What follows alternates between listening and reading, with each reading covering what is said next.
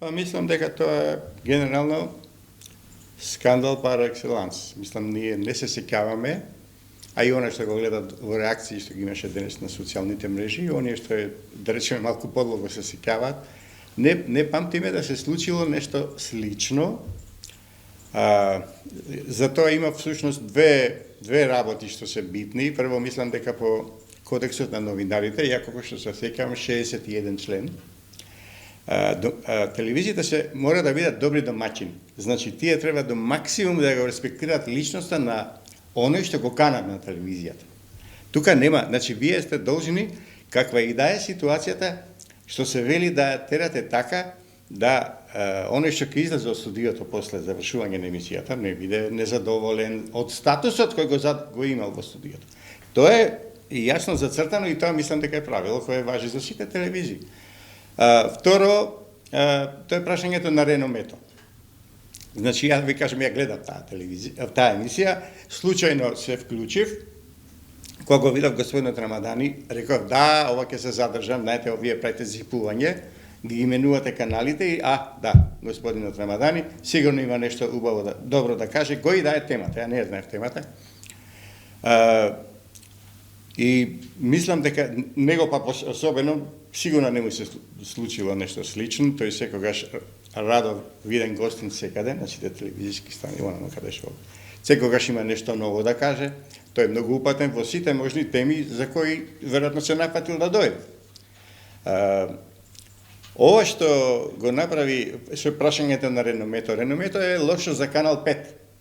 Значи, јас сега кога го гледам наназад, таму сепак се случувале некакви работи што јас мислам дека не биле дозволени, меѓутоа ние во вкупниот амбиент на начинот на кој се третираат корисниците на националните фреквенции, не баре се тие некакви сетци, особено во односот на АВМУ, која е задолжена како институција да го штити јавниот интерес од телевизиите. Значи, тоа е неговата главна улога. Тој е сосема изгубен, подолго време. Мислам, тој не знае што е негова основна задача.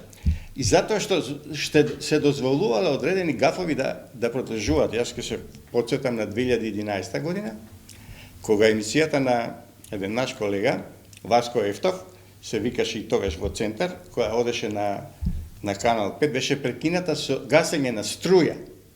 Пазете, мислам, тоа испадна голем скандал и така натаму. Беше спроти изборите кои се одржаа таа година 2011 и тоа беше просто незамисливо и нормално излезе нашиот колега. Во 2015 година го вика повторно назад и да ви кажем, весниците броја и насловите беа отприлика Стојменови го викаат назад Васко Ефтов и ветува дека нема да му изгасат струјата. Мислам, начинот на кој тие ги прекинуваат, значи содржините што нив не им одговараат. Тие работи останаа неказнети, еве да ви кажем, Они се од таа телевизија за најголемиот друг тип на скандал, кој не е врзан со гостин, лажната вест дека паднал патнички авион на аеромот Петровец, тогаш беше се уште Петровец, исто беше во 2011 година, во октомври месец.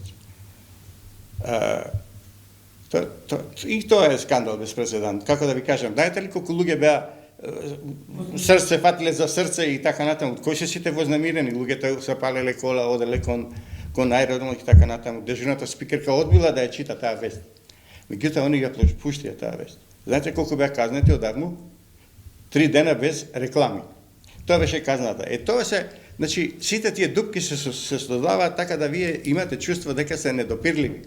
Не чувствувате одговорност кон сето тоа. Затоа ова иначе не би се случило во нормална телевизија. Не знам, некаде може би имало, не знам, слични скандали или така натаму, дали сите го знаеме она на доделување на Оскарот, кога еден од актерите заштити својата сопруга и го удри шама на водителот, ама слушајте, сепак е тоа Оскар. Мислам, јас сепак мислам дека телевизијата, особено политичките емисии, се многу одговорна работа.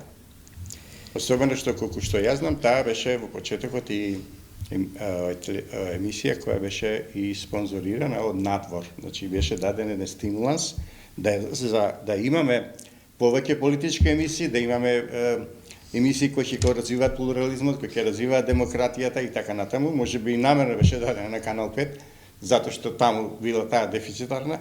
Меѓутоа, што правиме сега? Мислам, што ќе се случи со последиците на ова, мене не ми е јасно.